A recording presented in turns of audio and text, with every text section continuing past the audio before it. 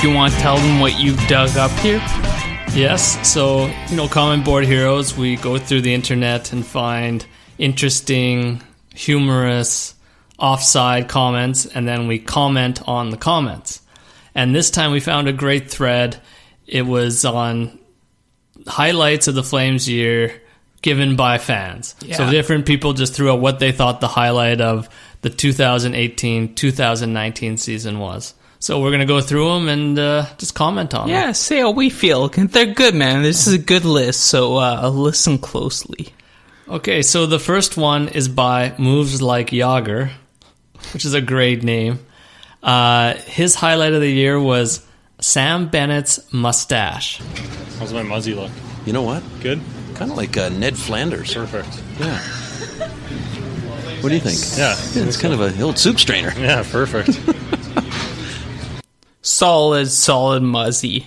And on Bennett, we had a little bet. We 30 point, whether they'll reach or not. And with the injury, it's quite clear that he won't. Bennett will finish will finish with 27 points this year. But he was on pace for 30. He was. And also, he played pretty decent. He made a big impact physically. And actually, you noticed, when him and Neil were out at the same time, you noticed the difference. They need at least one of those two guys to kind of offset the smaller players. Agreed. Ben's a good player, and it feels like we still see his potential, but he's still working towards it. Was he about 25? So he should be rounding the next corners, entering the peak of his performance coming up. And really, what do you see as ceiling? Maybe a 40-point guy? Yeah. Something close to that. Power forward, 40-point guy. So a decent player, but not a superstar. Not under a star. 30, though. Yeah. I see over 30-point seasons coming up. Yeah. All right. Next one. It's by Spitfire94. He wrote, "For me, it's watching Giordano evolve into a Norris caliber defenseman." And this is a big one. Perhaps the biggest of the year. For me. Yeah, it was a great highlight. Just the highlight of all Giordano's goals alone could be worth seeing. Yeah, definitely like the flashy highlight. But I actually appreciated the way that at 35, he was so consistent. Yeah. Hardly missed any games. I think it was only suspension that kept him out. Yeah, that's right. And just that he, if you place MVP on one player on the team, I would place it on Giordano. Yeah, man. He's the Norse talk. Yeah. But it was been underrated, so I think now is coming a little more. I mean, us as the Flames fans, we've been watching this all season, but if he doesn't win, I'll be surprised. I'll put that out there. All right. Next one. This is by Can Burritos Feel Love. The fact that 75% of the regular season involved literally no worries. Yeah, that's true. I mean, we've been on this podcast mostly shouting out good times and lots of love. Biggest losing streak, 4 games. It was near the end here. Yeah, and I consider myself a pretty negative person. And besides some Smith hatred and some Neil hatred, it was a very positive podcast because the Flames just rolled so effortlessly. Yeah, man. A great year to be doing what we're doing, by far. And thanks to the Flames for that one. Okay, this next one is by Darth Henning. His highlight of the year was Monahan and Goudreau finally starting to approach their peak potential with Lindholm. And recency bias, it kind of puts a little downer on it because they didn't have a great sort of end to the season. They didn't close out. But there was a few months there, they were like the Harlem Globetrotters. Man, they were exploding. Agreed. That was the top line, and they were performing like top line for the majority of the season. Yeah. Very entertaining to watch. Yeah.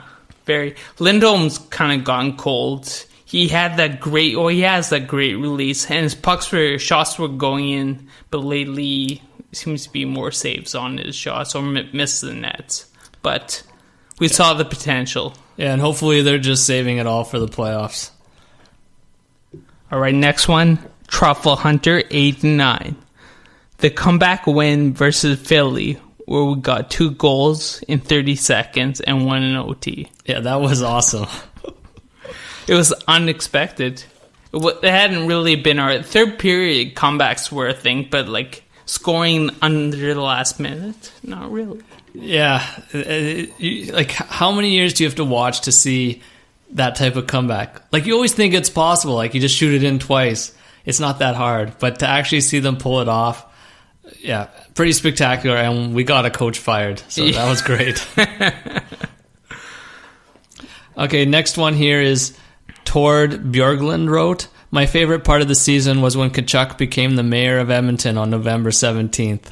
Now, I don't remember this one. You have to. It was the time Calgary was playing Edmonton. Edmonton was winning the game, or maybe it was tied, and Tkachuk was doing his thing, agitating. I think he hit McDavid, and then Lucic tried to fight him. Or not Lucic, the other big guy they have. Cassian. And Tkachuk turtled. So why would I fight him? Cassian got an extra penalty. We scored. It flipped the whole momentum of the game. So that was a classic I do remember moment. that Cassian, yeah. Right on.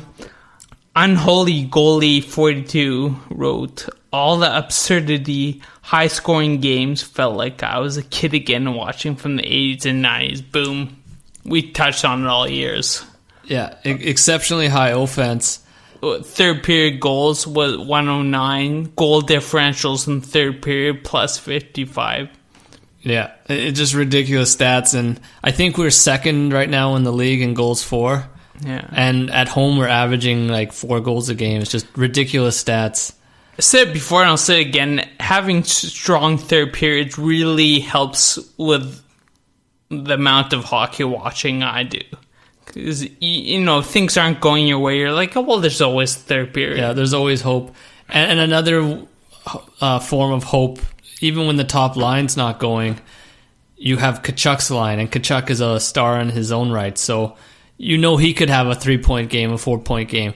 And then even depth on the third and fourth line. So it was just, you never felt like you were out of the games because our offense was so explosive.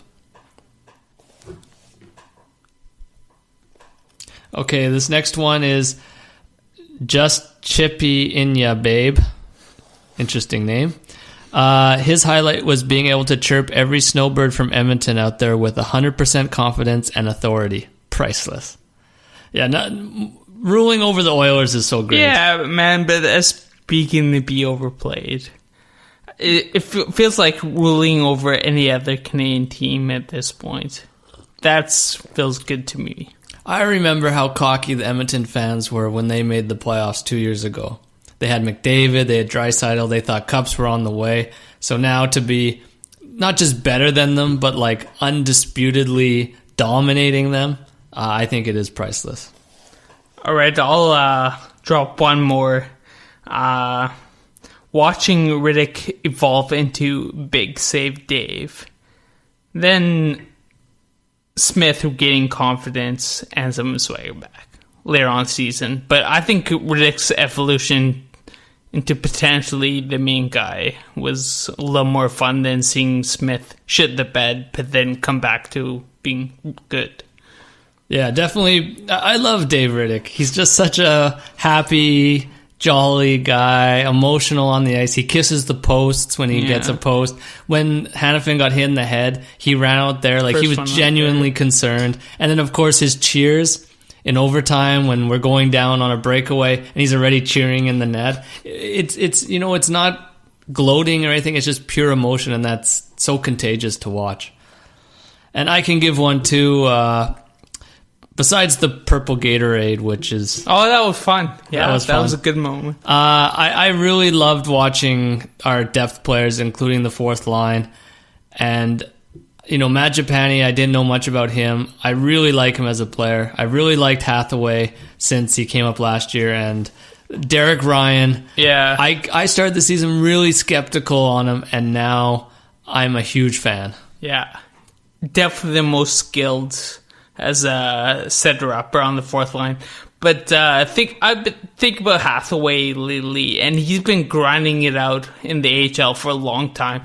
Flames called him up a couple times. We've seen his face for like the past 3 years, being called up, not really doing much, but like, going out there working hard. And this is the year that he's kind of broken out. I think he's got 11 goals, 8 assists. Yeah, I think you're right. He has around 11, and playing with some skilled guys. Yeah, and showing he can keep up with them. And good on you, Hathaway. That's a feel-good story right there. Yeah.